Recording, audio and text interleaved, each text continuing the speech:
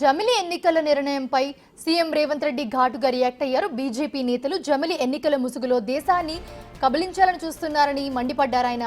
అయితే జమిలి ఎన్నికలకు వ్యతిరేకంగా అందరం పోరాడాలి అని పిలుపునిచ్చారు. బీజేపీకి బుద్ధి చెప్పాల్సిన సమయం ఆసన్నమైందన్నారు. తీసుకొస్తున్న రాజ్యాంగ మార్పులు కావచ్చు, రాజ్యాంగ సవరణలు కావచ్చు, రాజ్యాంగ సవరణ పరిపాలన పరమైన అంశం కాదు. యూనియన్ ఆఫ్ స్టేట్స్, రాష్ట్రాల యొక్క సమ్మిళితమే, రాష్ట్రాల యొక్క కలయికనే ఈ దేశం. యూనియన్ ఆఫ్ స్టేట్స్ అనే స్పిరిట్ని ఈరోజు దెబ్బతీసి జమిలి ఎన్నికల ముసుగులో తమ ఆధిపత్యాన్ని నిరూపించుకోవాలని చెప్పి బీజేపీ చేస్తున్న ప్రయత్నాన్ని తిప్పికొట్టాలి. ఈ తిప్పికొట్టాల్సిన కీలక సమయంలో సీతారాం యేచూరి గారు లేకపోవడం ఇది దేశానికే తీరని లోటు. ఇది సిపిఎంకు, కామ్రేడ్ కార్యకర్తలకు కాదు. ఈ దేశంలో ప్రజాస్వామ్య మనుగడ సాధించాలి.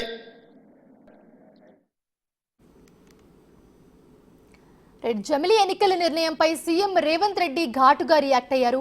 ఇదే అంశానికి సంబంధించి మరిన్ని అప్డేట్స్ మా డిప్యూటీ బ్యూరో చీఫ్ సాదిక్ అందిస్తారు. సాదిక్, ప్రస్తుతం చూస్తున్నాము రేవంత్ రెడ్డి చేసిన వ్యాఖ్యలు జమిలి ఎన్నికలకు సంబంధించి మీ దగ్గర ఉన్న అప్డేట్స్ ఏంటి?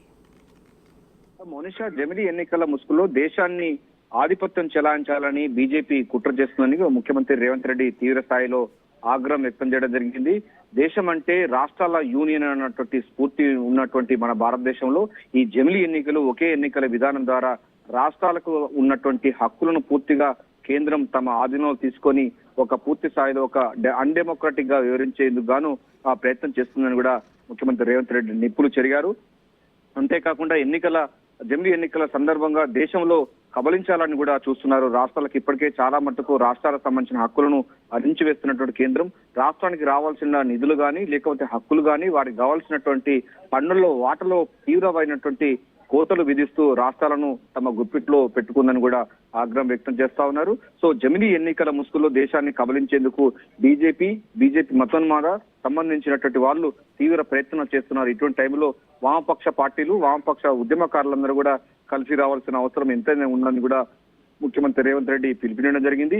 సీతారాం యేచూరి లాంటి వ్యక్తులు ఈ టైంలో ఇంకా బ్రతికుంటే బాగుండేది, కానీ ఆయన జరిగిపోవడం జరిగింది. అయినప్పటికీ ప్రజాస్వామ్య వ్యవస్థలో డెఫినెట్ గా రాష్ట్రాలకు కావాల్సిన హక్కులను కాపాడుకోవాలంటే జమిలి ఎన్నికలను వ్యతిరేకించాలని కూడా ముఖ్యమంత్రి రేవంత్ రెడ్డి అభిప్రాయపడ్డారు. సో అందుకోసం దశల వారీగా ఉద్యమాలు చేయాలని కూడా చెప్తున్నారు. ఇప్పటికే కాంగ్రెస్ పార్టీ జమిలి ఎన్నికల సందర్భంగా సంబంధించిన దానిపైన తీవ్రంగా వ్యతిరేకిస్తుంది. అంతేకాకుండా ఇండియా కూటమిలో చాలా పార్టీలు కూడా జమిలి ఎన్నికలు వ్యతిరేకిస్తున్న తరుణంలో ముఖ్యమంత్రి రేవంత్ రెడ్డి ఈ వ్యాఖ్యలు చేయడం అనేది రాజకీయ ప్రాధాన్యత సంతరించుకుంది.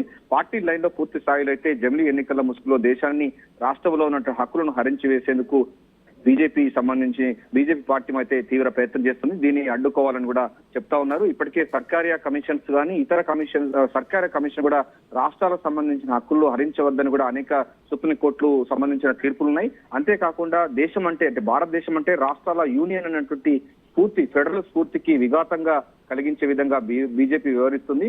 దీన్ని అడ్డుకట్ట వేయాల్సిన అవసరం ఎంతైనా ఉందని కూడా ముఖ్యమంత్రి రేవంత్ రెడ్డి అభిప్రాయపడుతున్నారు. సో ఏఐసిసి సంబంధించినటువంటి అగ్రనేతలు సైతం ఈ యొక్క జమిలి ఎన్నికల విధానం బీజేపీ ప్రవేశపెట్టినటువంటి ఏక పార్టీ, ఏక ఎన్నికల విధానాన్ని తీవ్రంగా వ్యతిరేకిస్తున్నారు. ఇది డెమోక్రాటిక్ ఏమాత్రం మంచిది కాదు. ప్రజాస్వామికవాదులు, బుద్ధిజీవులందరూ కూడా జమిలి ఎన్నికలను దాన్ని వ్యతిరేకించాలని కూడా చెప్తా ఉన్నారు. సో ఏదైనప్పటికీ జమిలి ఎన్నికల తీసుకొచ్చే క్రమంలో బీజేపీ దేశాన్ని మొత్తం కూడా కబలించేందుకు, రాష్ట్రాల యొక్క హక్కులను హరించి వేసేందుకే జమిలి ఎన్నికలు తీసుకువస్తుందని కూడా ముఖ్యమంత్రి రేవంత్ రెడ్డి అయితే తీవ్ర స్థాయిలో ఆగ్రహం వ్యక్తం చేయడం జరిగింది. దీనిపైన దశవారీగా ఏఐసిసి పిలుపు మేరకు ప్రజాస్వామిక శక్తులతో కూడుకొని ఈ యొక్క జమిలి ఎన్నికల విధానాన్ని వ్యతిరేకిస్తే ఉద్యమ బాట పట్టేందుకు గాను అదే ముఖ్యమంత్రి రేవంత్ రెడ్డి దీనికి నాయకత్వం వహించేందుకు గాను పూర్తి స్థాయిలో అయితే ఫోకస్ చేస్తున్నట్టుగా అర్థమవుతుంది.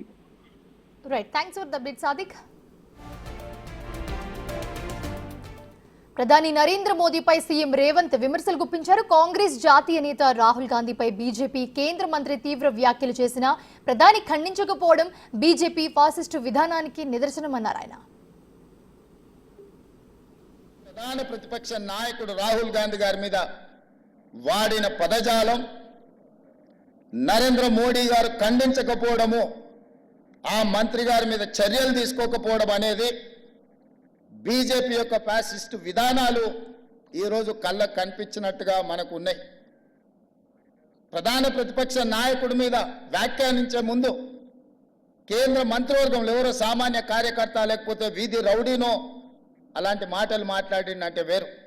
నరేంద్ర మోడీ గారి మంత్రివర్గంలో ఉన్న మంత్రి ఇట్లాంటి భాష, ఇట్లాంటి ఆలోచన విధానంతో మాట్లాడడము ఇది ప్రజాస్వామ్య స్ఫూర్తికి మంచిది కాదు. ఒక కేంద్ర